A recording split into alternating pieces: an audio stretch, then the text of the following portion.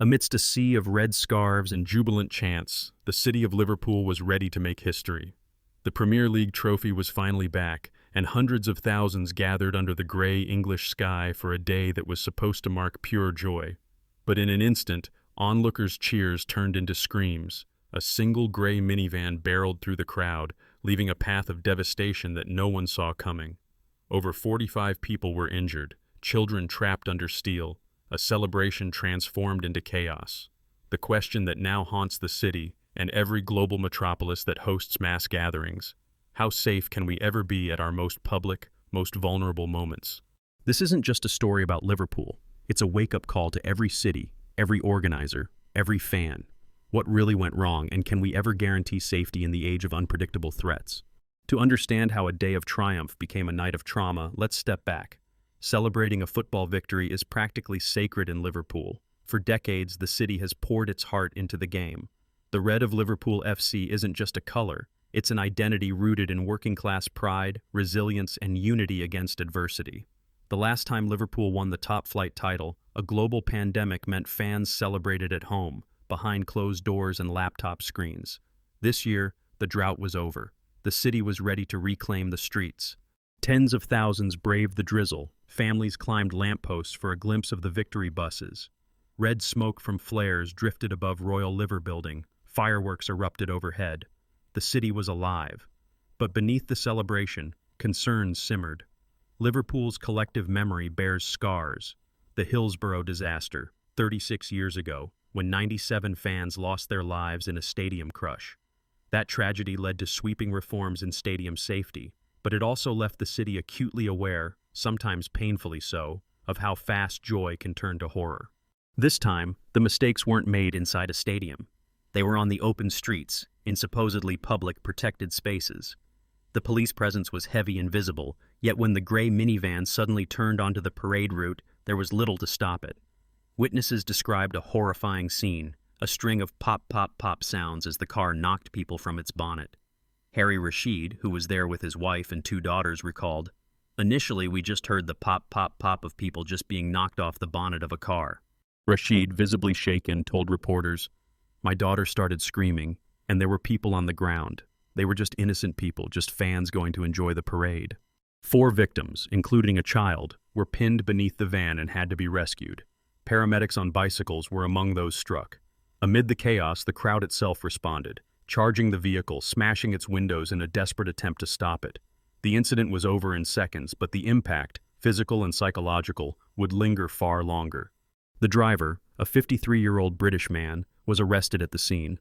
Police quickly clarified this was not being treated as terrorism, and no wider conspiracy was suspected. But for those affected, over 45 injured, including at least 4 children, intent was cold comfort. For Liverpool, which had fought for years to overcome the trauma and injustice of Hillsborough, it was a cruel twist of fate. As city leader Liam Robinson somberly stated, "It has cast a very dark shadow over what had been a joyous day for the city." Within hours, videos of the van plowing into the crowd went viral. Social media erupted. Speculation on motives and identities spread like wildfire. With memories still raw from last summer's false accusations, when an attack in nearby Southport led to riots fueled by fake news and xenophobia, Liverpool authorities begged for restraint. Police asked citizens not to share distressing content and avoid jumping to conclusions. The broader context here is critical. Around the world, vehicle ramming attacks have become a grim hallmark of the past decade. From Nice and Berlin to Toronto and London, open celebrations are now recognized as soft targets. Even when terrorism isn't the cause, the threat of unpredictable lone actor violence is all too real. Security services, planners, and city leaders are in a perpetual arms race, building higher barriers, deploying more officers, scanning social feeds for hints of trouble. Nick Aldworth, a former counterterrorism lead, warns, "Vehicle attacks are a persistent threat requiring robust protective security measures." In Liverpool, those measures included heightened police presence and rerouted traffic for miles around the parade. But evidently, one vehicle, one moment of vulnerability, was all it took. For those involved, the aftermath was disorienting. Ambulances whisked 27 people to hospitals. Local businesses rushed in, offering food, shelter, even phone chargers to traumatized fans.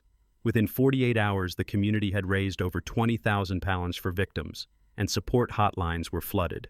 A vigil was planned, echoing Liverpool's tradition of coming together in the face of disaster. But the shadow over the city was unmistakable. Prime Minister Keir Starmer called the scenes appalling and praised first responders. Yet the question remained. With all our modern surveillance, with all our learnings from past tragedy, is it ever possible to make mass gatherings truly safe? To answer that, we need to look at both the immediate response and the underlying issues. Authorities immediately launched a multi-agency investigation, reviewing CCTV footage and interviewing witnesses. The parade route was scrutinized for gaps in barriers, oversight, or any signs of premeditation. Police, working with the city council, considered options: more cameras, stricter vehicle access, even the possibility of banning all non-official vehicles from central routes on event days. Professor Clifford Stott, a leading expert in crowd management, offered a sober assessment. Effective crowd management requires proactive risk assessment and communication strategies. The reality, he warns, is that risks evolve as technology and society change. What worked in 1990 isn't enough now. Psychological fallout also loomed large. Dr. Joe G., a trauma psychologist consulted by national media, said, "Witnessing such events can have long-lasting psychological effects on individuals." For a city that prides itself on resilience, these words felt like both a warning and a call to action. Police and local charities quickly set up counseling services. But for many families, especially those with injured children, the scars may take years to heal. It wasn't lost on residents that Liverpool's history of public tragedy has also shaped its capacity for solidarity. As event planner Ruth Bushi notes, event organizers must prioritize safety and security above all else, collaborating with authorities. Yet the scale of the challenge is daunting. Celebrations are public, spontaneous, and emotional, everything that makes planning and policing so difficult. Meanwhile, the media debate raged. Some blamed a lack of resources for police, pointing to government austerity and rising demands. Others demanded more technology, better cameras, rapid license plate recognition, AI-driven threat detection. A few called for canceling or strictly limiting future parades, citing lessons from recent years when COVID restrictions kept fans safe, but also apart. Undeniably, the Liverpool incident is now being seen as a national test case. Local authorities aren't just asking how to prevent another tragedy. They're being watched by every city council, sports body, and law enforcement agency in the UK. Bigger questions swirl across society. As threats evolve, will Britain's commitment to open public celebration survive?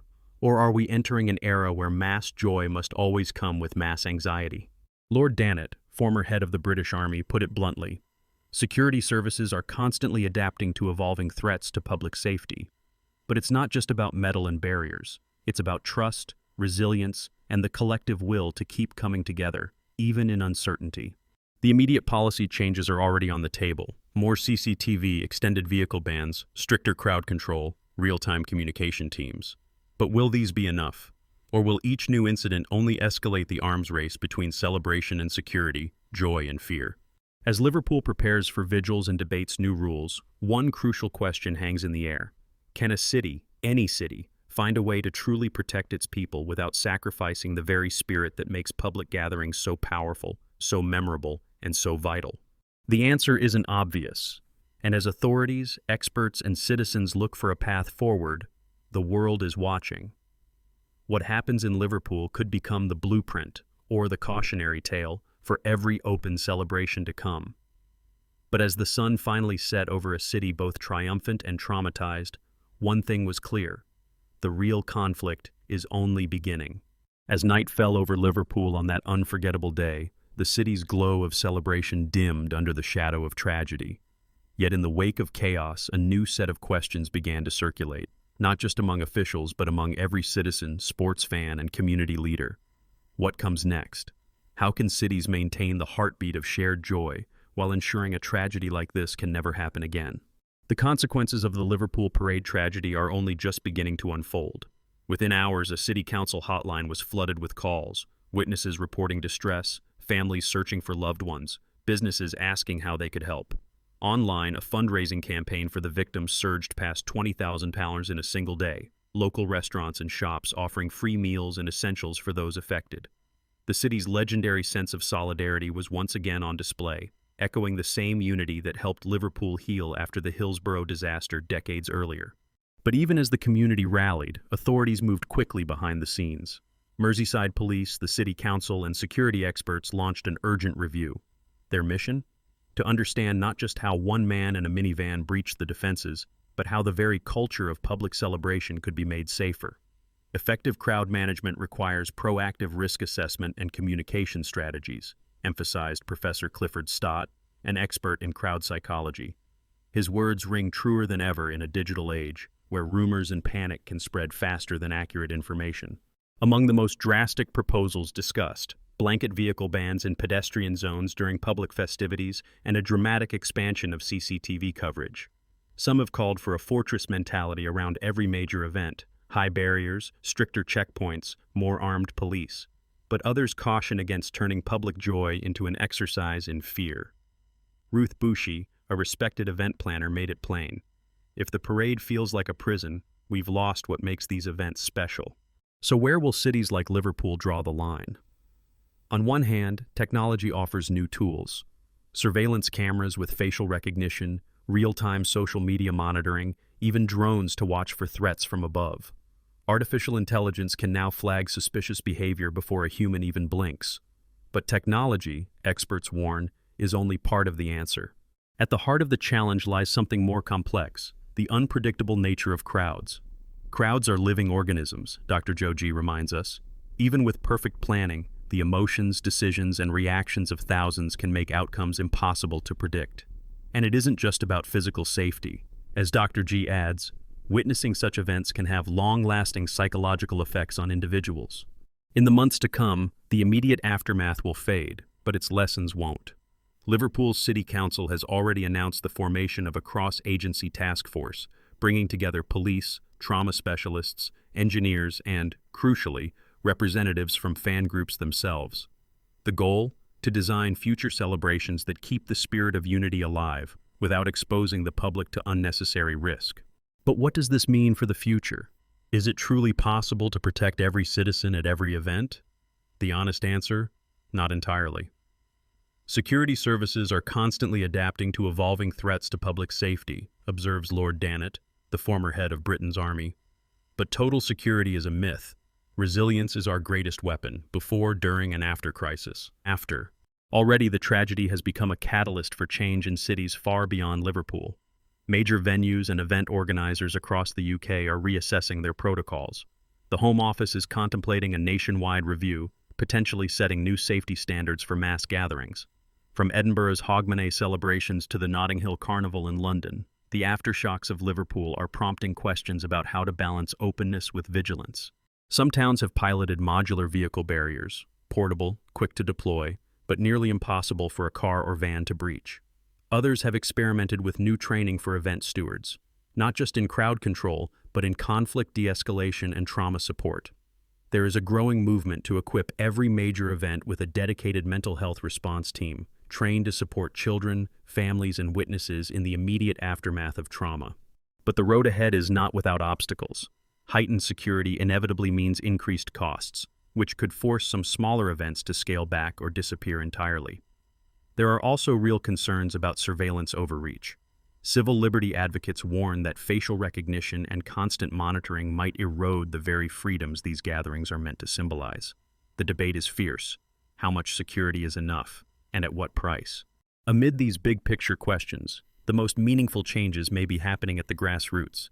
Community organizations in Liverpool are holding open forums, inviting everyone to share their ideas and fears. Local football clubs are training kids in not just how to celebrate, but how to spot dangers and seek help. Schools are weaving resilience into their curricula, teaching the next generation that, while threats can't be eliminated, courage and solidarity make all the difference. For viewers watching this story unfold from afar, it's easy to feel powerless.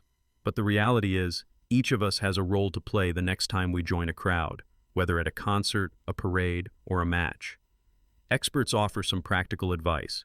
Keep aware of your surroundings. Know the exits.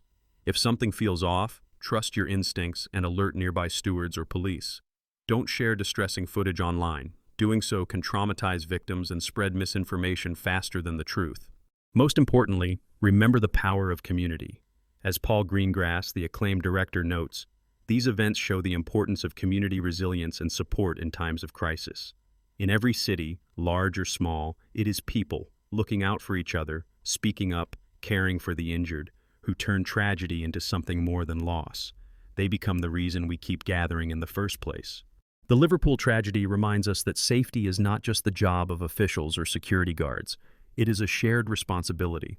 It means asking tough questions, demanding better from authorities, and making changes, even if they're uncomfortable. But as we seek answers, another question lingers. Will stricter security kill the joy of public events, or can it actually make them more meaningful? Some survivors say that, after living through danger, every gathering feels more precious. One young fan, still bandaged, told a local reporter, "I'll never take a crowd for granted again. We watched strangers become heroes." Here's the secret that few realize.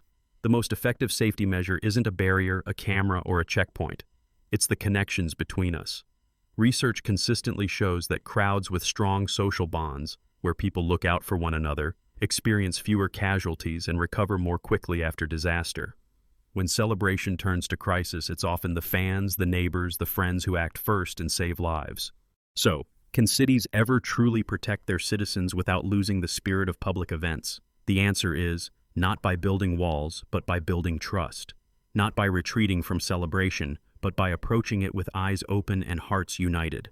Liverpool has shown the world that tragedy can be met with compassion, innovation, and an unwavering commitment to community. As the city gathers for vigils, remembers the injured, and looks to future parades, its message to the world is clear. Joy and safety are not enemies, they are partners.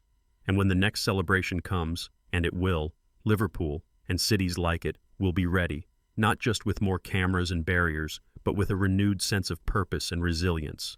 If you found this story moving, or if you've ever been part of a crowd and wondered about the hidden forces that keep us safe, or put us in danger, let your voice be heard. Share your thoughts in the comments.